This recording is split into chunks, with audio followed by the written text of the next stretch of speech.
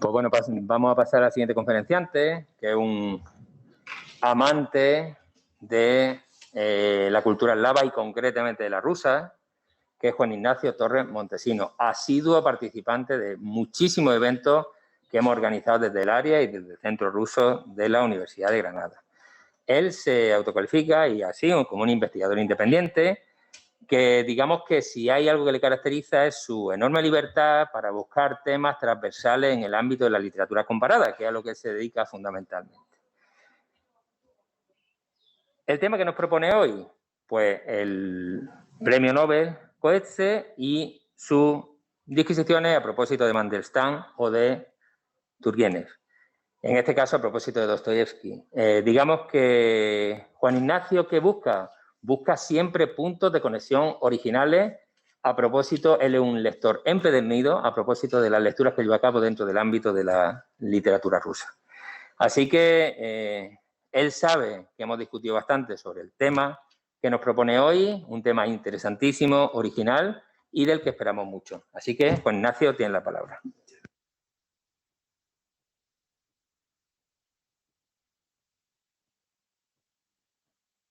Vale. Bueno, en primer lugar, muchas gracias por la presentación, Enrique, y por invitarme a participar. Y bueno, siempre ha sido un honor para mí, pero porque todas las actividades que habéis planteado y en las que yo he podido participar, pues siempre han sido muy gratas y he podido aportar yo poco en comparación con lo fructífero que ha sido para mí. Muchas gracias a ti, al Centro Ruso, a Nina Kresova también por acogerme en esta serie de conferencias. En primer lugar, bueno, el título de la intervención el título es Criterios morales sobre el maestro de Petersburgo de Coetzee, o John Maxwell Coetzee. Voy a hacer una precisión. Todo el mundo, o gran parte, al mencionar Coetzee, hay una multiplicidad de formas de pronunciarlo. Yo creo que es la que se ha castellanizado, Coetzee, pero he oído Coetzee. Creo que la forma correcta es Cutzía. Entonces me disculparéis si intercambio Cutzía, Coetzee, pero me estoy refiriendo al mismo escritor al que ha hecho referencia Enrique, Premio Nobel de Literatura en 2003. Y bueno, en primer lugar, he dividido la intervención en tres partes. La primera quizás sea un motivo de autojustificación, que no siempre posiblemente sea conveniente hacerlo, pero en este primer bloque, que me justifico sobre el título, creo que está gran parte de la motivación y del sustrato de este análisis. En primer lugar, como he dicho, criterios morales sobre el maestro de Petersburgo de John Maxwell Coetzee, y el primer punto sería la figura de Coetzee. Coetzee es un escritor surafricano, actualmente vive en Australia, nació en el año 1940, su lenguaje vernáculo es el inglés y, como se ha comentado, fue Premio Nobel de Literatura en el año 2003. Entre sus obras más destacadas, pues El hombre lento, de 2005, a las que me referiré posteriormente, Desgracia, o la trilogía alegórica de Jesús, que ha sido los últimos libros, novelas publicadas, mejor dicho. Yo me propongo, en cambio, apoyándome en estas obras y en otras que mencionaré, reseñar El maestro de Petersburgo, una obra de 1994, y 7 cuentos morales del año 2018. Esta es la figura de Cutzía, de Coetzee, pero ¿cuál es su vinculación al mundo hispano o al mundo hispanohablante para que hablemos en este ámbito de Cutzía? Cutzía no nació en España, como se acaba de referir, no es su lugar de nacimiento, y tampoco ha elegido el español como lenguaje en el que escribir. Todo esto retrotrae al debate sobre la belle literature, la adscripción del autor a una literatura nacional, lo que en el fondo supone aportar una serie de criterios que, además del sentido literario, también con el paso del tiempo han tenido un trasfondo político, ya que el lugar de nacimiento, el lenguaje, han sido siempre ideas vinculadas a la nación o a la comunidad política. Es decir, la pertenencia a una dicha comunidad o hablar o ser hablante de su lenguaje. Y pongo varios ejemplos muy significativos y que están en mente de todos. Samuel Beckett, también Premio Nobel, Franz Kafka o incluso el escritor italiano Antonio Tabucchi, que era especialista en la figura de Fernando Pessoa y en la literatura portuguesa, y que siendo un escritor italiano y que escribía en italiano, sin embargo, tiene una excepción, que es una obra, Requiem, que está escrita en portugués y que habla también de la figura de Pessoa. Por tanto, podemos decir que Coetzee ni ha nacido en España, ni tiene, para sintetizar, ni ha elegido el español como lenguaje. Sin embargo, podría haber una tercera posibilidad, y de hecho la hay en la figura de Coetzee, que es en la traducción. No ya que sus libros hayan sido traducidos al español, como ocurre con otros autores que han visto traducida su obra al español, o incluso el propio Cuchilla, que haya visto traducida su obra a otros idiomas. Lo que estoy comentando es que Coetzee decidió que la traducción al español de 7 cuentos morales, del libro de 2018, se publicara en primer lugar en español. Es decir, el primer texto que apareciera de esta recopilación de cuentos fuera en castellano. Bueno, o en español, porque es una traducción que sigue más bien los patrones latinoamericanos, en concreto los patrones argentinos, pero una traducción que se hace o que se vierte al idioma español. Por tanto, antes que el idioma donde fue creado esa colección de relatos, antes que en inglés, la versión original ha sido publicada en español.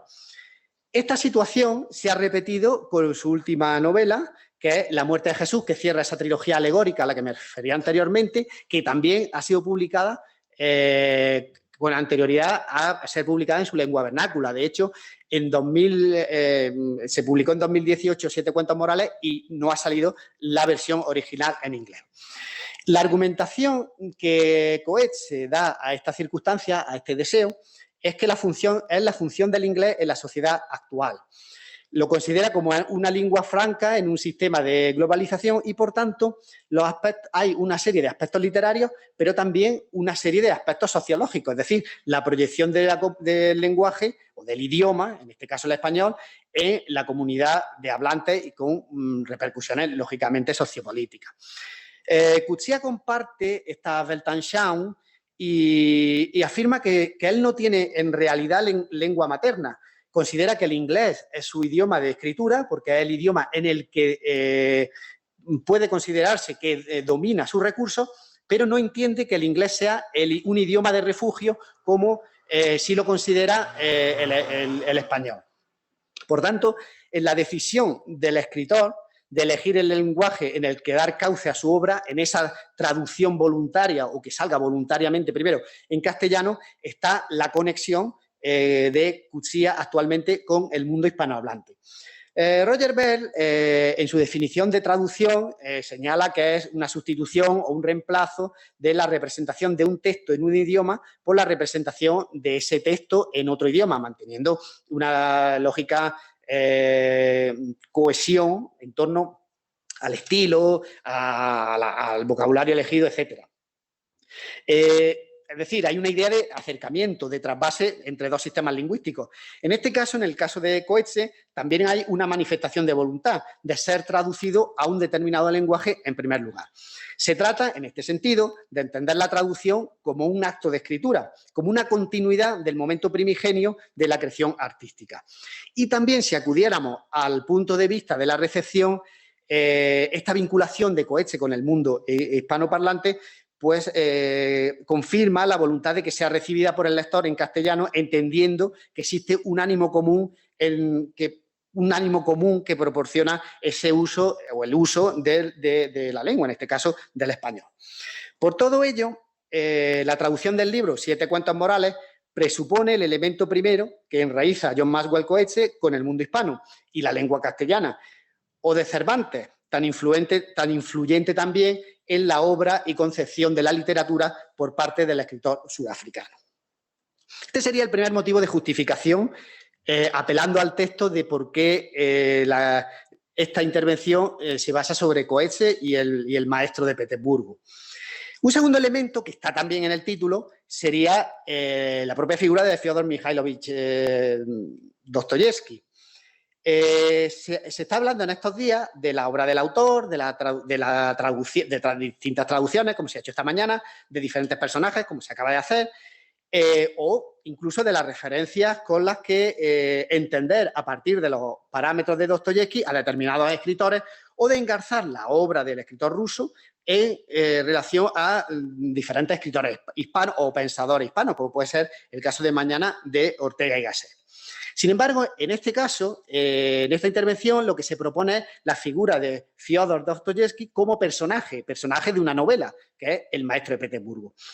Dostoyevski ya está en otros textos de Coetzee, está en Costas extrañas, que es una recopilación de ensayos, en el que habla con un ánimo crítico del libro o los 4 volúmenes, la tetralogía de Joseph Frank, que hablaba o hizo un ensayo biográfico de Coetzee, y en particular hablaba el ensayo se llamaba, o el artículo se llamaba Los años milagrosos, y hablaba de mitades de la década de 1860 hasta una década después, en las que Dostoyevski dio a la escritura sus obras más significativas. Pero también hay que hablar de una obra de 2007, El diario de un mal año, que es un conjunto, una hibridación entre ensayo y novela, porque formalmente la obra está dividida en 3 partes.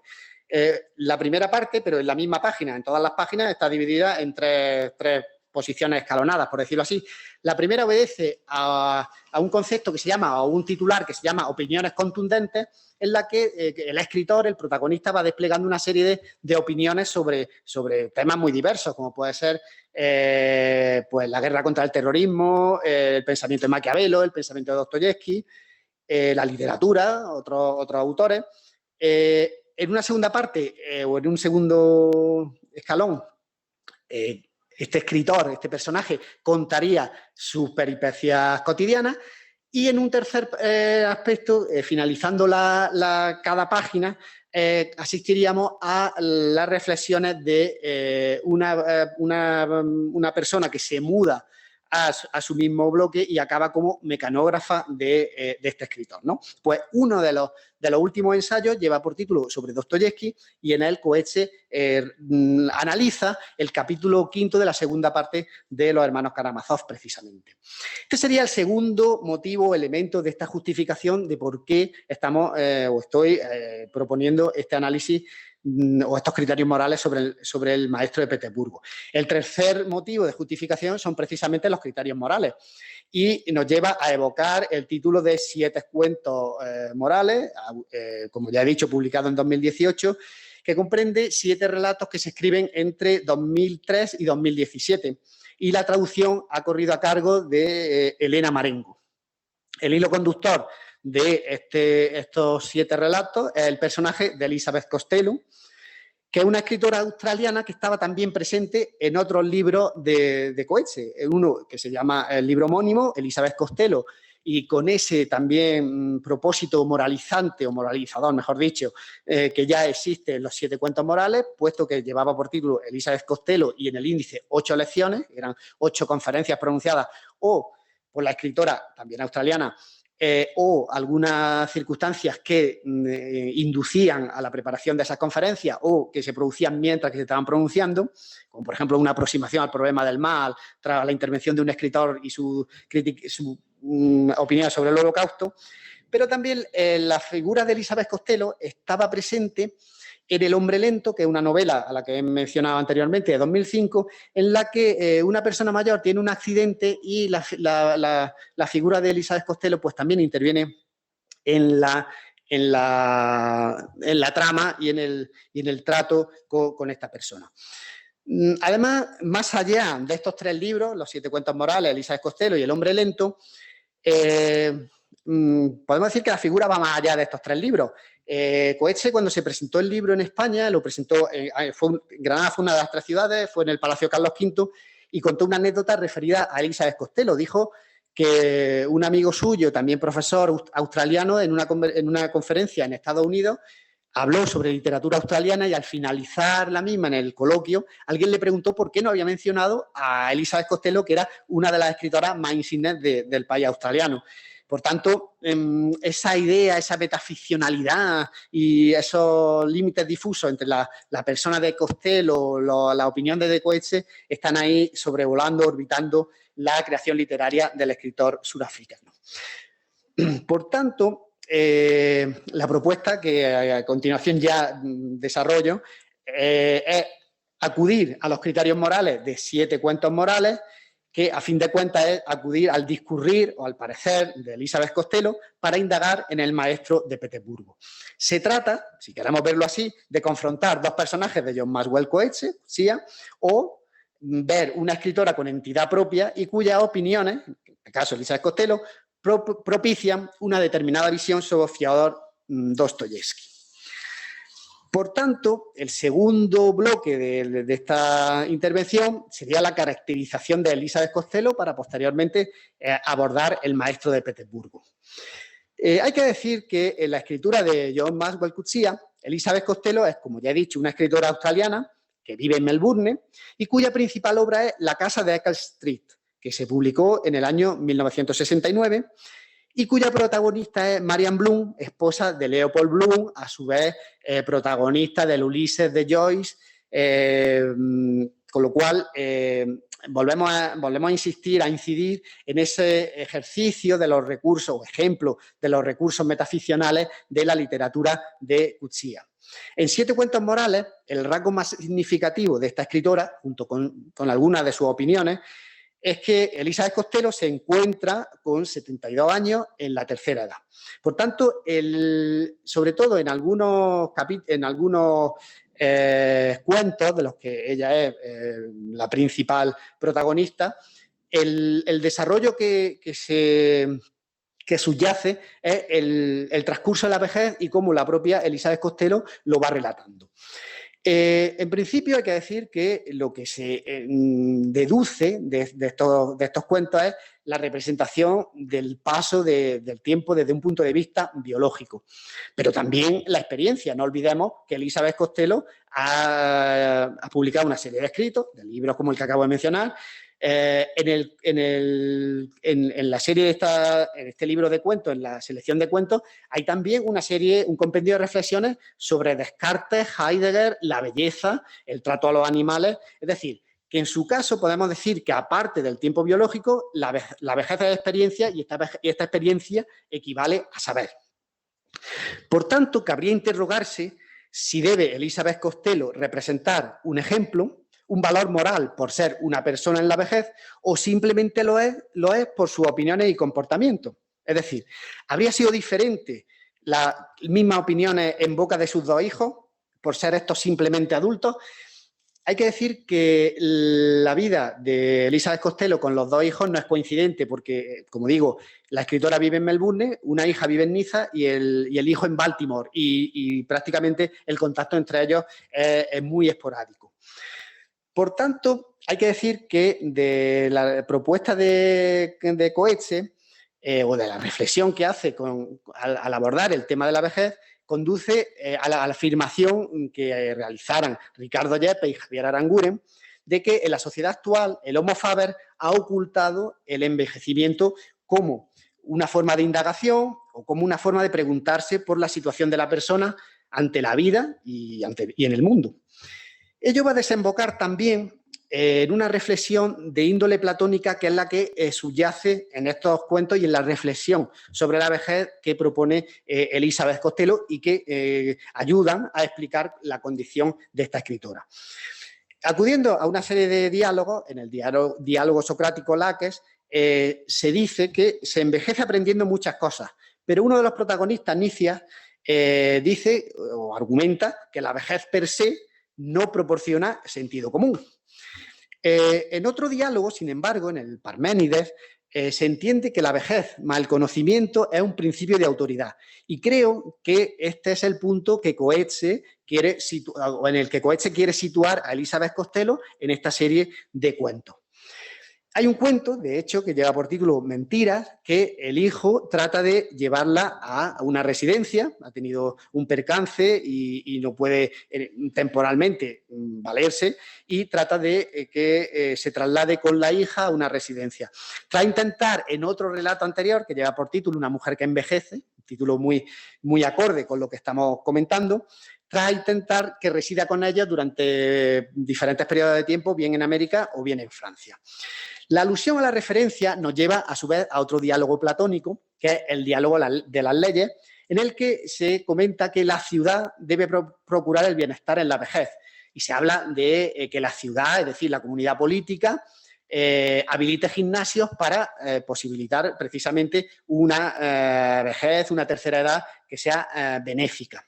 Por tanto, la autoridad que se le presume a Elizabeth Costello no se predica de otros personajes porque no son ancianos. Es decir, se está predicando de Elizabeth Costello un principio de autoridad, que es consecuencia de su conocimiento y de la vejez, pero también una de relevancia o una consecuencia o repercusión de carácter social. Y por ello es preciso detenerse un poco en este diálogo de las leyes, que supone, en primer lugar, un imperativo del comportamiento en sociedad y, en segundo lugar, el hecho de que, con relación a Elizabeth Costello, la vejez se exterioriza. Es decir, la persona mayor es vista como un otro que requiere atención. Esa atención va a ser o va a redundar en el beneficio de la polis, de la comunidad política, que supone o que se ve engrandecida desde el punto de vista moral por ayudar a las personas en la vejez.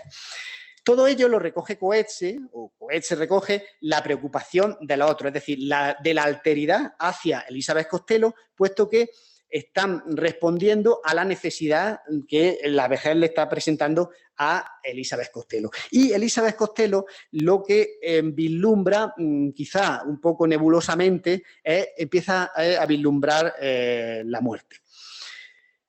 Avanzando en el argumento de la vejez, hay que decir que, con un sentido contrario al que he expuesto en Platón, se encontraría la Ética Nicómaco de Aristóteles, en el que la vejez es digna de compasión. Pero es digna de compasión porque el anciano es una persona débil y se muestra inútil para la vida social. Es decir, no cabe entender así a Elizabeth Costello, puesto que se ha ampliado en el ámbito social esa idea de compasión. Lo que ocurre es que esta idea sí se ha introducido en el comportamiento de la escritora. Y la idea de compasión ha adoptado en el conjunto de relatos de Coetzee un aspecto social y, por tanto, desde el punto de vista social, una perspectiva, una visión hacia el otro, hacia la alteridad. Ello nos lleva a este segundo punto, la compasión. Y la profesora María Celina Lacunza señala que Martha Nussbaum, en La inteligencia de las emociones, señala que la compasión debe requerir tres elementos: que sea una situación grave, que la persona que se ve que recoge la compasión no sea responsable de su situación, y, en tercer lugar, la profesora Lacunza señala que Martha Nussbaum no aborda mucho este tercer punto, que la persona que aporta esa compasión sea o se encuentre o pueda encontrarse en una posición parecida. Como digo, no sería predicable del pensamiento de Martha Nussbaum, pero sí en Elizabeth Costello, puesto que ese es el carácter de la compasión. Sus hijos están en una situación o proyectando que ellos pudieran encontrarse en una situación parecida. Todo ello redunda, como he dicho, en el bien común y en una forma de estar en sociedad a través de la compasión, que en este caso se proyecta sobre la vejez. ¿Cuál es el problema que existe en esta serie de cuentos de Coetzee sobre la compasión? Pues que la compasión, como señala Elizabeth Costello, se encuentra desplazada en la sociedad por la necesidad, por un comportamiento de tipo individual que no tiene en cuenta esa idea de bien común. El primer relato de los 7 que lleva o que comprende este libro de 7 cuentos morales se titula El perro. El perro es un relato breve en el que una persona, una escritora, pasa todos los días por una finca y tiene que soportar a un perro que pues que no la ataca, pero que se lanza a la verja con un carácter amenazante. Ella se queja ante los propietarios y los propietarios prácticamente no le hacen ningún tipo de caso, y ello suscita miedo y odio en la protagonista de este relato. Ello incide en, si he hablado anteriormente del libro del Diario de un mal año, en el que había opiniones contundentes de Coetzee, con una idea que se encontraba en un artículo recogido en este libro que habla sobre Maquiavelo. Maquiavelo señala, o Coetzee analiza el pensamiento de Maquiavelo y dice que el hombre de la calle no está favorecido, no está interesado por abstractos códigos morales, sino por la necesidad. Es decir, tenemos que hacer lo que tenemos que hacer. Y esa dualidad entre la necesidad y la compasión es una frontera, una bisectriz que está presente en los cuentos y en el pensamiento de Elizabeth Costello. Sin ir más lejos, la actitud de los hijos hacia Elizabeth Costello se debate entre la compasión y la necesidad. Cierro este análisis de la obra Siete cuentos morales en función de estos dos argumentos, de la vejez y la compasión hacia la vejez, con una frase de Fyodor Dostoyevsky en El idiota, que señala que la compasión es quizá la única y principal ley de la existencia humana. Con lo cual ya le está dotando de una idea de ley, entendido como un conjunto de, si no disposiciones normativas, pero sí de regulaciones más o menos escritas, de carácter social, a la que los integrantes de la sociedad creen que se sienten vinculados y, lógicamente, cuyo quebrantamiento tiene consecuencias, pues si no desde el punto de vista penal, pues claramente desde el punto de vista social. Esta cita nos sirve para abordar el tercer y último ámbito, que sería la figura de Fyodor Dostoyevsky como personaje del maestro de Petersburgo, de la novela de 1994 de John Maxwell Coetzee. La trama se inicia, tiene lugar en octubre de 1869, cuando Dostoyevsky vuelve a San Petersburgo, porque su hijastro Pavel ha fallecido y intenta esclarecer lo que ha sucedido en torno a dos posibilidades. Una, que haya sido un suicidio, otra, la segunda opción, que las huestes, los defensores del pensamiento de Nechayev hayan contribuido al fallecimiento de su hijastro. Al llegar a la ciudad, a las pocas líneas de comenzar el relato, se dice, prácticamente cuando se ha bajado del carruaje, se define a Dostoyevsky como un hombre de mediana edad, aunque ya ronde cerca de la vejez. Por tanto, la vejez es el primer punto de conexión, primero que define a Dostoyevsky como personaje y, en segundo lugar, que lo relaciona con el personaje de Elizabeth Costello. Pero, a diferencia de la escritora australiana, la vejez no lo individualiza. Es decir, no se produce una distinción del personaje de Dostoyevsky como anciano del resto de personajes que van deambulando por la novela. Ello también remite a un diálogo de Platón, que es el diálogo platónico, en el que la vejez no tendría por qué ser un criterio de indistinción con respecto a otras edades, fundamentalmente a los niños. A lo largo del texto, Dostoyevsky es presentado como un personaje desvalido y falto de compasión. Es decir, esta situación resulta muy evidente, por ejemplo, los sucesivos veces que atraviesa normalmente a pie la ciudad de San Petersburgo, al ir a la comisaría a requerir los papeles y documentos de su hijastro, y por otra parte también en un episodio de infidelidad. La infidelidad es también un tema que Elizabeth Costello aborda en el relato Una historia, que es el segundo relato de Siete cuentos morales, y en el que en el caso de Siete cuentos morales, en el libro de Coetzee, esta infidelidad se pone en relación con un cuento de Robert Musil, volvemos a esa metaficcionalidad, intertextualidad, pero que reafirma la identidad de la mujer que sabe que esta infidelidad es esporádica, pero que está dispuesta a continuarla, aunque sabe que tiene fecha de caducidad. En cambio, en el caso de Dostoyevsky como personaje del maestro de Petersburgo, la infidelidad está consentida por la casera puesto que ella entiende que le sirve durante 3 días para paliar el sufrimiento que le va acompañando a Dostoyevski desde que ha llegado a San Petersburgo.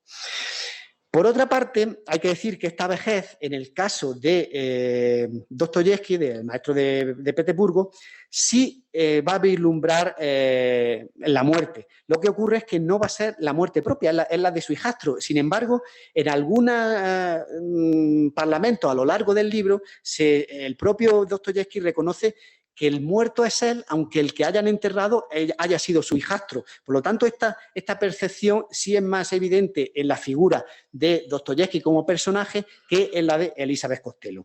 De hecho, Dostoyevski se siente en el mismo estado que su hijastro y los demás personajes, como la casera, este policía Nechayev, lo ven a través del fallecimiento de su propio hijastro. La actitud de compasión que los demás tratan de sentir, pero no llegan a sentir con respecto a Dostoyevski en El maestro de Petersburgo, incide también en la otredad, en la estructura social, más o menos como ocurría en el caso de Elizabeth Costello. Ello es muy evidente en el encuentro que tiene con Nechayev, ya que, y en este caso vuelve el rasgo metaficcional de Coetzee con alusiones a padres e hijos de Turgenev y el pensamiento que ha venido desde pues el movimiento decembrista hasta el año 1869. Pero la compasión que espera obtener Dostoyevski de este personaje, de Nechayev, fundamentalmente para aclarar y conformar su identidad también, cuál ha sido la causa del fallecimiento de su hijastro. Frente a esta compasión esperada, Dostoyevski lo que se encuentra es justicia y venganza, es decir, la necesidad, la contraposición, el rasgo contrapuesto que veíamos en Elizabeth Costello, la necesidad de la revolución por parte de Nechayev. Y una necesidad que en ocasiones, en ambos relatos, desborda muchas veces a los requerimientos de compasión en el ámbito social y, en este caso, en el ámbito de los dos protagonistas. En consecuencia, cabe decir que Fyodor Dostoyevski es un personaje acechado por el alejamiento que experimenta hacia los otros, no solo en el ámbito urbano, al deambular por la ciudad, sino también conforme se va encontrando con los demás personajes. Esto es un punto de contraste evidente con Elizabeth Costello porque, aunque en ocasiones se traslada a Niza o tienen lugar de encuentros en otros escenarios geográficos, sin embargo, el encuentro donde se desarrolla esta idea sobre la vejez, sobre la compasión, siempre son en lugares privados y en el ámbito meramente familiar. Por lo tanto, ese alejamiento de los otros, con respecto a los otros, provoca en Dostoyevski un sentimiento de melancolía. Él está buscando ser reconocido por el principio de autoridad. Nechayev le comenta que ha leído Crimen y Castigo, hay otros personajes que reconocen su nombre, que incluso hablan de algunos escritos que han oído de él, pero en realidad no le conceden ese principio de autoridad en el que se basaba la vejez de Parménides y que era el punto clave en la conformación del personaje de Elizabeth Costello. Termino con una cita de Coetzee en el diario, antes de hacer la recapitulación o los objetivos, incidir nuevamente en los objetivos de esta comunicación. Una cita que Coetzee tiene en ese diario de Un mal año sobre Dostoyevski, en esa opinión, en ese artículo, y termina, como he dicho, tras analizar el capítulo 5 de la segunda parte de los hermanos Karamazov, termina diciendo Coetzee: Slava, Fyodor Mikhailovich, que tu nombre resuene eternamente en la galería de personajes famosos. Y prosigue: siguiendo su ejemplo, uno se convierte en mejor artista. Por tanto, podría decirse que, recapitulando el sentido de este análisis a partir de la vinculación de Coetzee con el mundo hispano, que se ha tratado de reafirmar esa vinculación de Coetzee. En un segundo lugar, de trazar los rasgos del personaje de Fyodor Dostoyevski a partir de otro personaje, del de Elizabeth Costello. Y, en tercer lugar, la alteridad, que es un elemento fundamental a la hora de analizar los escritos de John Maxwell Coetzee. Pues muchas gracias.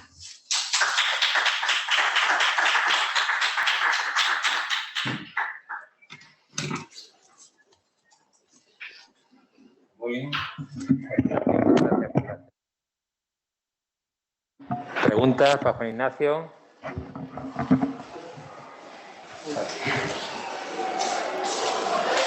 Pues muchas gracias por tu ponencia. La verdad es que me ha sorprendido, porque nunca piensas en esta posibilidad de influencia a través de las manos de otra literatura. Entonces, claro, es posible, y además que como una novela muy reciente, que Coetzee hubiera podido o podría ahora mismo estar influenciando, estar de alguna manera reflejándose en la obra de los escritores españoles que están creando sus obras ahora mismo, o a lo mejor la han creado hace poco, y allí puede estar la influencia de Dostoyevsky, ¿no? A través de... Es muy interesante, la verdad, que lo que tú planteas, y es posible, perfectamente posible, la verdad. Lo que a mí me interesa también, dos cositas que te quería preguntar.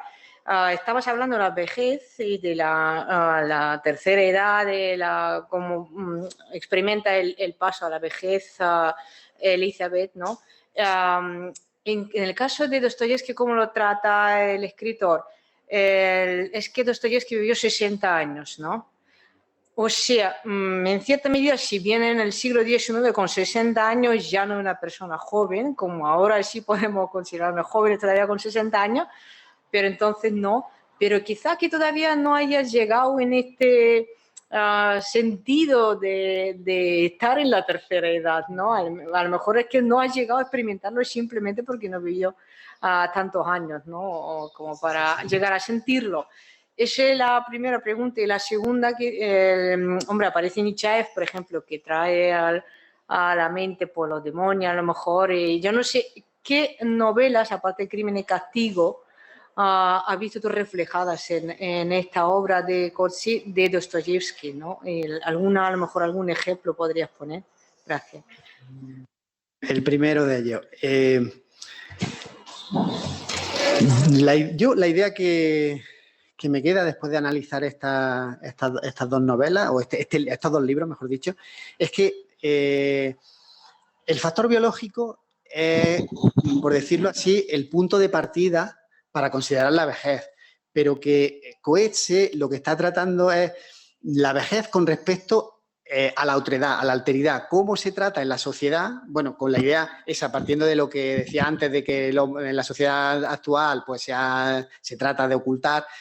En este sentido, ¿cómo se relaciona la alteridad o la vejez con respecto a la otra persona, o a los demás, a los otros? Lo que ocurre es que Coetzee lo que hace es revertir las circunstancias. No parte, su análisis no parte desde el personaje hacia afuera, sino desde los demás hacia adentro, adintra. Y a partir de ahí le vale al personaje para fundamentar su análisis sobre la otredad y su análisis sobre la compasión. Yo creo que la base fundamental es lo que he comentado del diálogo, del principio de autoridad, lo del diálogo platónico. A partir de pues, se ha llegado a una edad, esa idea es vejez o edad o cómputo biológico más el conocimiento, eso inexorablemente tiene que conducir a un principio de autoridad. En el caso de Elizabeth Costello es claro. Bueno, ahí podríamos dudar si es claro porque es una escritora de reconocido prestigio que en algunos casos se ha visto envuelta en polémica, pero en el caso de Dostoyevsky, en El maestro de Petersburgo, es la negación de esa otredad y la negación de ese principio de autoridad. Es que no se le reconoce. O sea, tiene un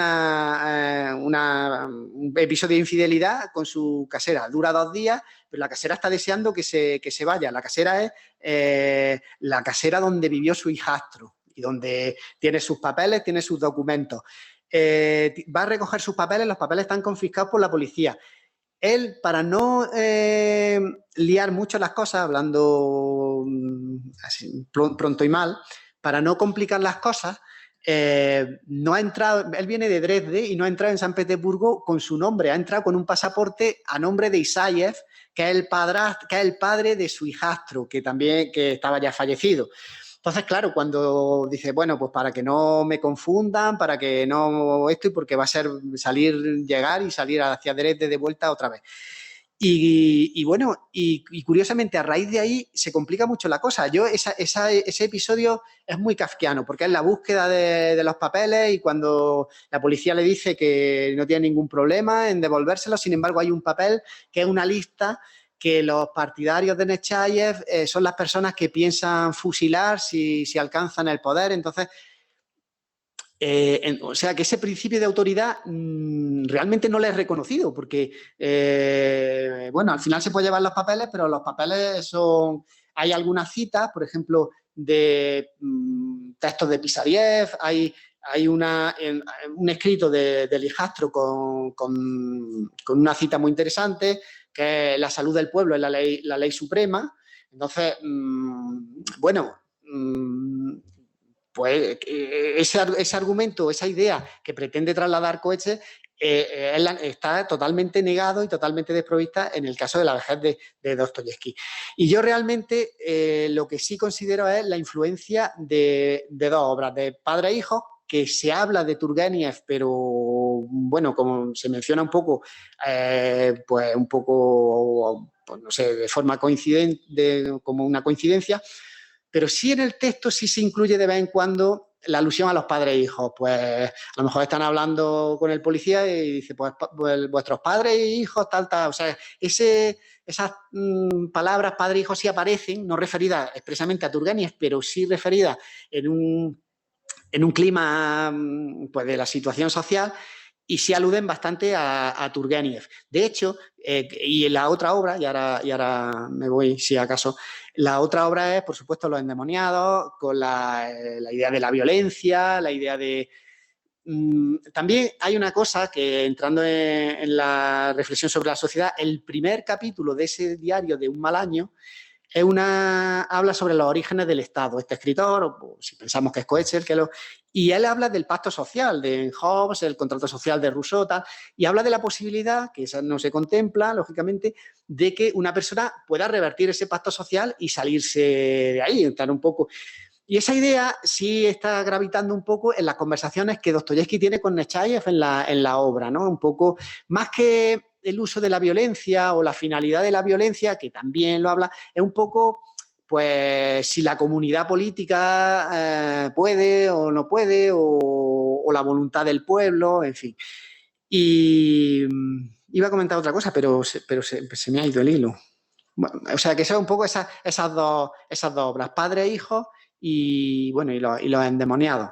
Son, creo yo, las dos obras que pueden un poco más orbitar sobre el pensamiento sociopolítico en El maestro de Petersburgo. Ya sé lo que iba a decir. Que en Costas extrañas hay en esa colección que he mencionado de ensayos, que curiosamente la traducción al castellano, ya que hemos estado hablando de la traducción, creo que en castellano el libro tiene, me parece que son 23 capítulos o 26 capítulos, algo así. El libro original en inglés tiene 2 capítulos o 3 capítulos más, y los 3 capítulos hablan de escritores de Sudáfrica y el último de la final de rugby que ganó Sudáfrica en el 95, que se ha hecho muy conocido por la película Invictus y por el libro de John Carlin y yo realmente... Se han hecho varias ediciones, la última de 2019, y no se incluye ese capítulo. Bueno, eso...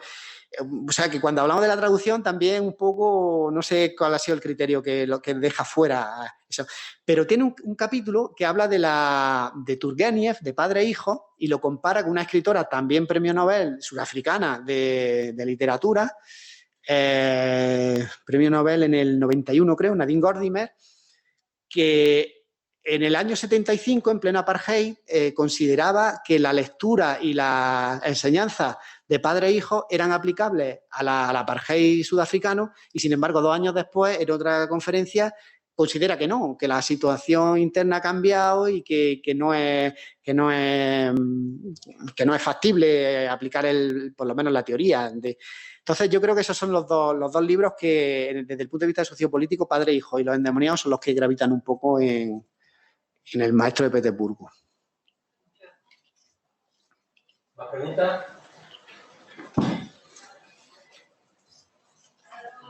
¿Hay? Pues ya está, damos por concluida la sesión de tarde de hoy. Mañana más. Gracias, Juan Ignacio.